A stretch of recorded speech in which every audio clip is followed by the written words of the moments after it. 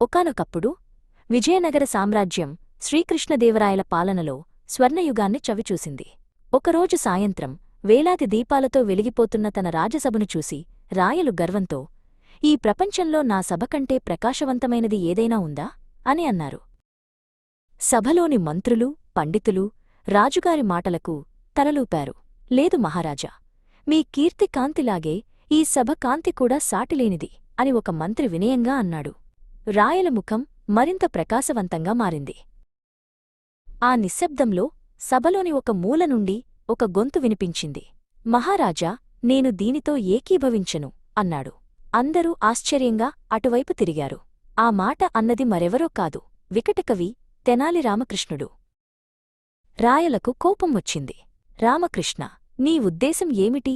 నా సభలోని ఈ వేలాది దీపాల కంటే ప్రకాశవంతమైనది ఏదైనా ఉందని చెప్పగలవా అని గద్దించారు. రామకృష్ణుడు ప్రశాంతంగా, ప్రభూ, ఉంది. ఒకే ఒక్క దీపం ఈ వేలాది దీపాలన్నింటికంటే ప్రకాశవంతమైనది అని సమాధానమిచ్చాడు. సభ మొత్తం ఆశ్చర్యపోయింది. అయితే రేపటి సభకు ఆ దీపాన్ని తీసుకురా.